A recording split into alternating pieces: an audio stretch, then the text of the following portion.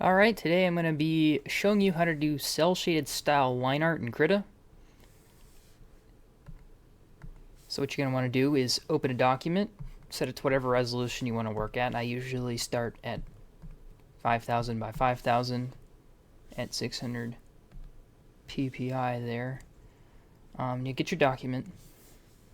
I guess first we'll start off with, I don't claim to be terribly good at this, but this technique is something that you could apply at just about any skill level, so take that as you will. So this is going to be kind of you're new to Krita. First off, your user interface is not going to look like this. Your brushes will probably be over here if I remember correctly. Color selector might be different, and I think the toolbar is by default over here. What you want to do is stick with the default user interface, and you can change it up as you go and fit it to your needs. Like, I always like to have tool options exposed because I switch between the smoothing methods pretty often. So before you start drawing anything, you got to get your brushes squared away. So by default, Krita comes with these. Your brush presets menu is going to be over here probably.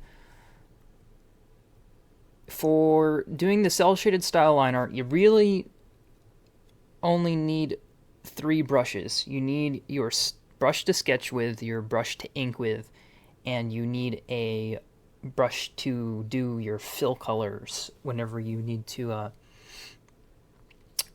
like seal in your outlines with color if they're not, like, if you can't use bucket. So for your sketch brush, if you just search pencil in here, you'll get a couple options. The pencil 2B is fine. I have a David Revoi's brush pack installed, which gives you some good brushes. I use the pencil from his. I'll go over what this is here in just a second, actually, rather than go through that. So you got your pencil, and make sure you have a new layer opened over here before you start drawing, because you don't want to draw on your background. That's no fun. So you got your pencil. Make sure you actually set your color to black. And you can press delete to clear out a layer.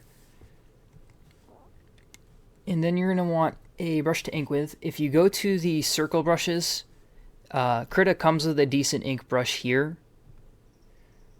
The Ink Circle 10.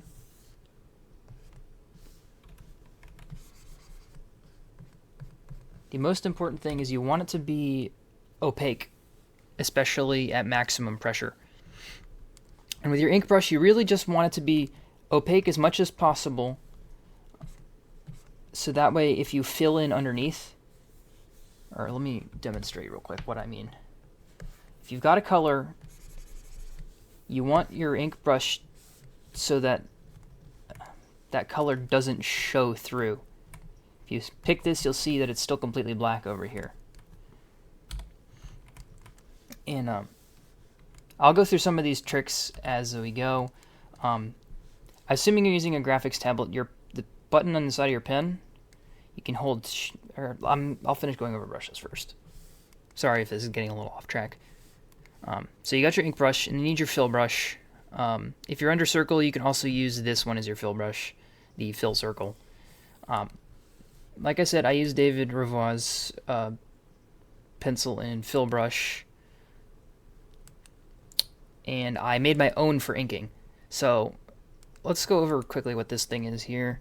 This is going to be your wheel that you get from pressing the button on your pen. What you can do is I have these. Oh, and you also, of course, probably want erasers. You can use whatever you want for those. What you can do is you can assign brushes to tag and create a new tag over here. I just created one called wheel, and then you can select that tag in here. And for the ink, I created my own that just got some different pressure curves, but you can start off with the ones that come with Krita. Alright, so let's go over some handy shortcuts that you'll probably want to use before you start. For in your sketch phase, all you're going to want is, if you hold shift, you can rotate your canvas. Pressing 5 will reset the rotation. If you hold control and use your the button on the side of your pen, you can zoom in and out. If you hold control and tap, you can select colors. And that's pretty much all you need to know. So let's go ahead and make a quick sketch here so we have something to actually draw. And I'll probably time-lapse this. I'll bring my reference over here so you can see what I'm drawing. And here we go.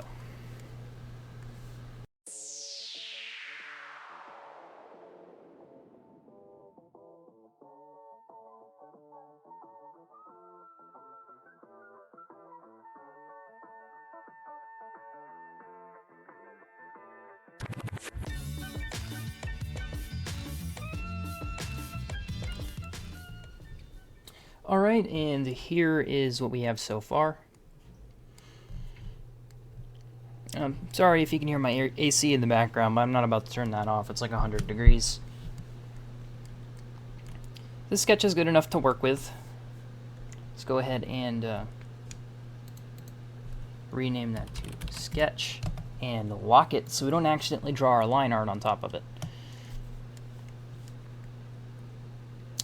So another couple things that I should probably mention. I'll move this reference over here onto my other monitor so you don't have to have it in the screen.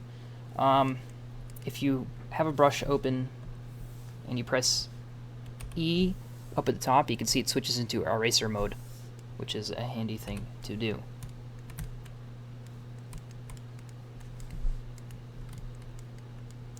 Right, so we got this. So now we want to ink it. I'm not going to tell you how to do good ink work because, to be honest, I'm not that great at it either. But so really, essentially, just what you want to do: create a new layer on top of your sketch,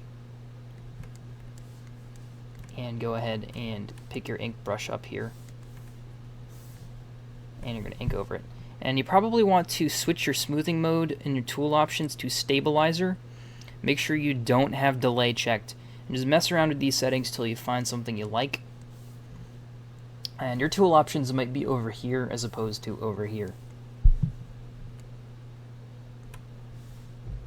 But anyway, I'll go ahead and ink this, and I'll do that probably in time-lapse as well. So I'll see you on the other side.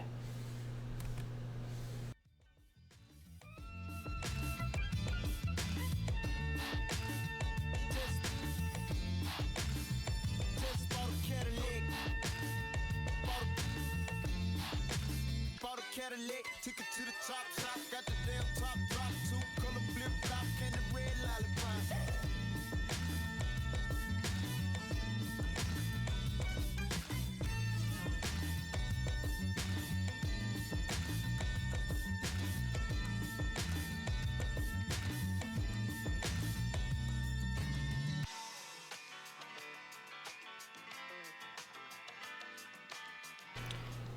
All right. Here is our ink. Let's clean this bit up a little bit. So really, you probably shouldn't do nearly as much panning and spinning and stuff as I do. And I know I use the circle tool for the eyes, but I'm lazy.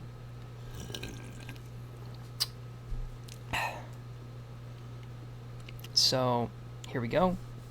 Now what you're going to want to do is go ahead and rename this to, let's ink. Lock that so you don't accidentally draw on it, and create a layer below that. By just easy way to do that is select the layer below it and create a new layer, because layers are always created above the currently selected layer. So what you want to do is now you want to fill in, grab your fill brush, you want to fill in all your stuff, and I have that not sealed because my line art is bad. Yeah, so what you might want to do is go ahead and pick a nice background color. Go ahead and fill in the layer 1 there, and I want to go ahead and limit to current layer for that so it fills the whole thing. Uncheck that. And easy way to get to your bucket fill tool is press F, and then you go back to your brush, you press B. So I'll grab my fill brush. Here is going to be our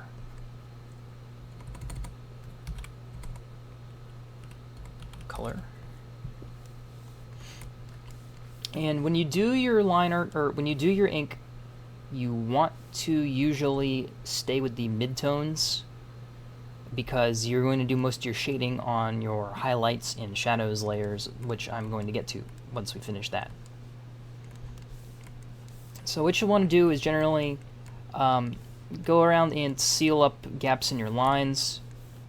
This thing is mostly in the like blue-gray range, so we're going to be sticking around there.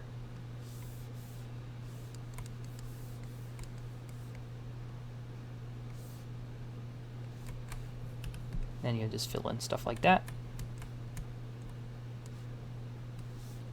And then if you want to change the color of any particular thing you filled, make sure your grow selection is set to 0, or else it'll expand the little bits where you don't have lines every time you fill it. So I want to make this a little darker. There we go. Perfect. Well, actually, I'm going to change that a little bit to more of a...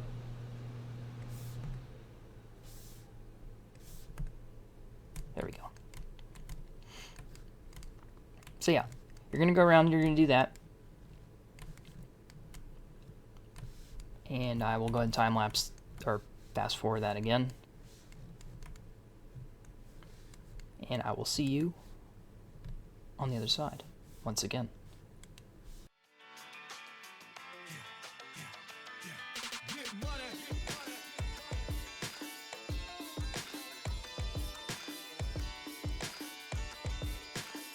Alright, and here we have our colors filled in. So I guess another quick tip that I forgot to mention earlier is when you have your brush out, you can hold shift and just drag back and forth with your tip on the pad to change the brush size, which is real handy when you're doing your fill brush, because sometimes you want to fill in large areas that you can't use bucket fill with. So let's just go around and clean up these lines a little bit. Another thing is, whenever you are using your bucket fill, make sure you have it set to expand if you're filling areas by a couple pixels, or else you'll get the little line artifacts like that. A lot of people consider the bucket tool cheating, but if you think about it, it's really just a faster way of doing the same thing you'd be doing anyway. So anyway, now we're going to get to the stuff that may not be intuitive at first, and where this comes to start being a little Krita specific. And I realize I forgot the buttons along here, but I'm not going to worry about that now. Alright, so what you're going to want to do first is take your color and create a quick group. So your color is now going to be in this group here. And then for your shadows, create a layer on top of that called shadow. And well, let me demonstrate what I mean. So first you want to set it to multiply, because multiply is what you want to use for shadows. So you see we got our shadow layer here, but you don't want stuff going outside your layers. What you can do is click this alpha locked thing, and it'll follow the alpha of the layer underneath it. So you can basically only paint over, or the paint will only show up over areas below it that are not transparent. And the reason that's why you have to group this, or else it'll follow this layer, and this layer fills the entire page, so it'll be like nothing happened at all. So anyway, let's see if you can pick an interesting color to do shadows with.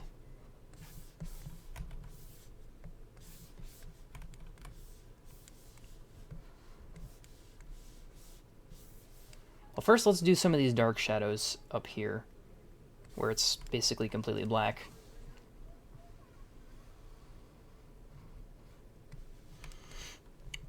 This I'm not going to fast forward as much because it doesn't take that long to do, and I can kind of explain some stuff while we do it.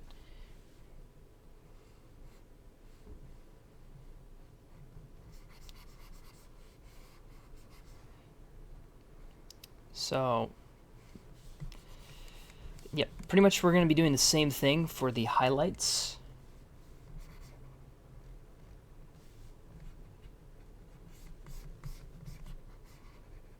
Just instead of doing multiply, we're going to be using screen.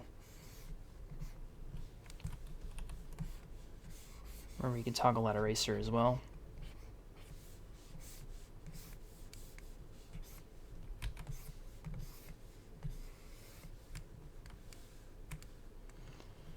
And let's see.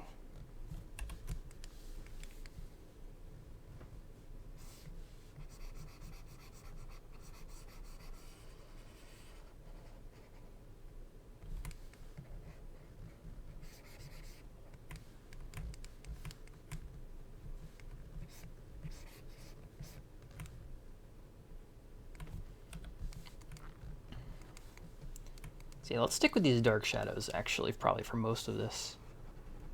See, it makes it a lot easier when you have that alpha lock to shadow around the edges of things, because you don't have to worry about going off the page, or going out of the lines, I should say. You only have to really worry about it whenever it's internal. And some people will split their stuff up into a ton of layers. Like, they'll have layers for different objects in the scene. I don't usually do that unless I'm doing an actual digital painting. You can do that. I find it to be more confusing and more time consuming, but you can try it and see if it works for you. It's a free country, you can do whatever you want, unless of course you don't live in a free country, in which case you probably have more important things to do than watch this video.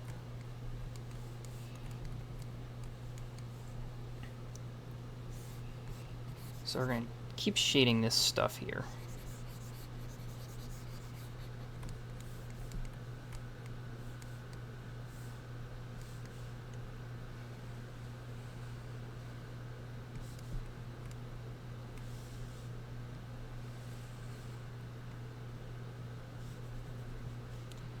Sometimes Krita will freeze up on my PC. That's from the autosaving. Speaking of performance, it does run slow on Windows, but there are a couple things you can do to help fix that a little bit, and on Linux as well.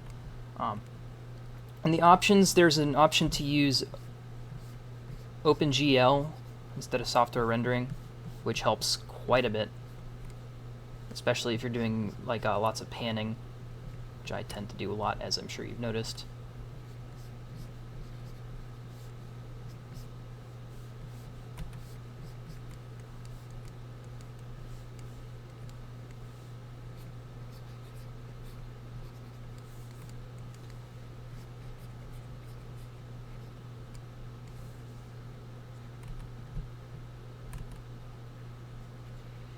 Yep, there's an OpenGL option, and you could, in theory, disable the autosave every couple minutes or whatever. I don't do that because I forget to save manually often enough. Plus, I don't think I've even saved this document at all yet. Probably should do that, but I'm not going to. Yeah, so you can see some of those line artifacts from the color layer. I'm not going to bother.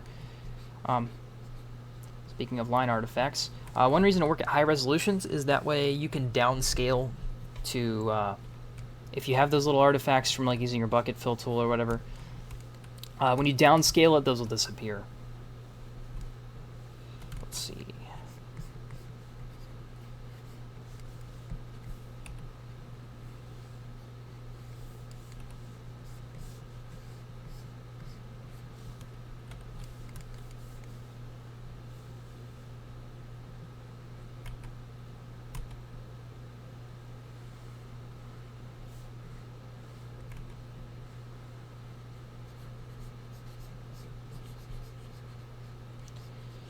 We're almost done with shadows.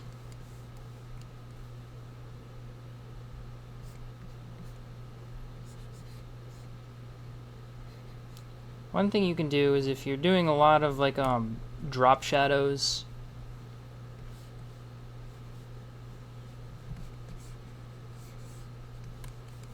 you could set, or you could just like draw in an area and fill it. But I wouldn't recommend doing that too much.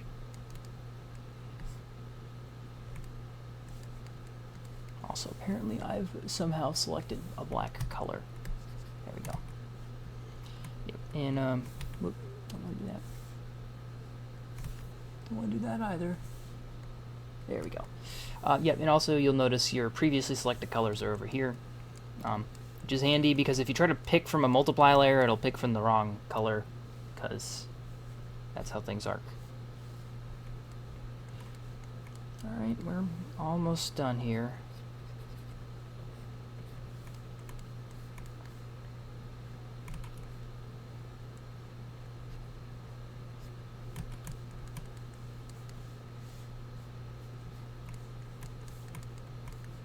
Alright, so there we go. We got that. Now while we have this, let's go ahead and select our drawing area. So I want to crop this.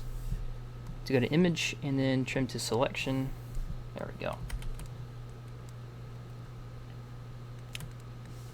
Now we do highlights.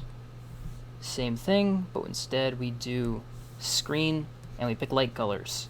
And also turn on your alpha lock. This one I'm definitely going to fast forward through.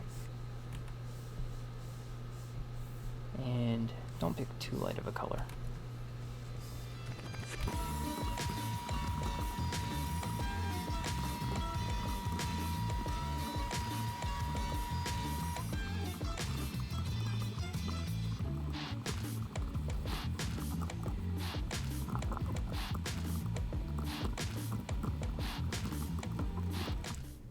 Alright, here we are done with the highlights. So now you can do stuff like add a little effects to like goggles. So you go ahead and create a new layer. Let me go ahead and rename our highlight.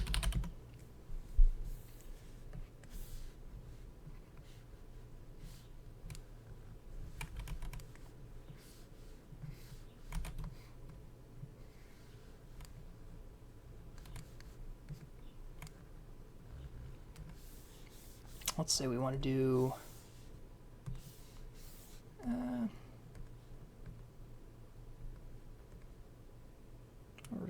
what layer do we put that on? Okay, no, that isn't highlight. All right, so let's say we want to do something neat with these goggles. Could do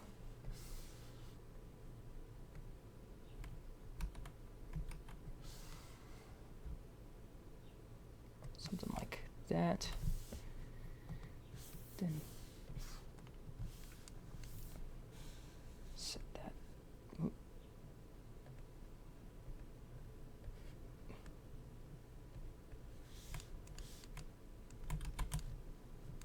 There we go. That looks pretty neat.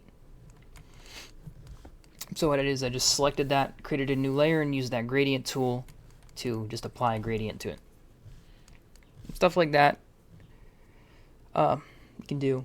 So now I'm going to teach you a trick that I learned pretty recently that involves this same trick. Let's say you want to color your lines, but you don't want to do it before you do your actual colors. You want to do it after because it's easier to do once you've already colored the rest of your drawing. What you can do is Control-G is the quick way to do grouping because it's a keyboard shortcut. Do the same thing with the alpha lock, and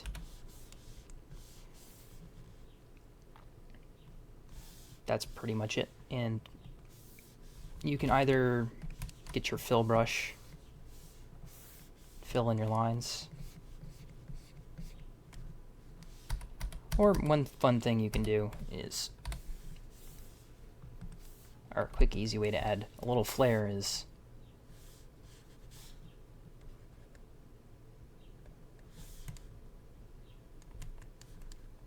put a gradient across your whole line art.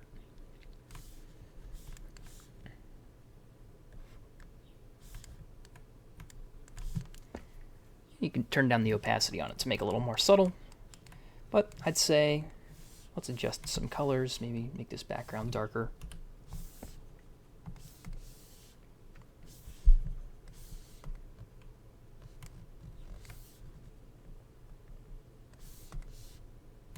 I'd say that's looking pretty good.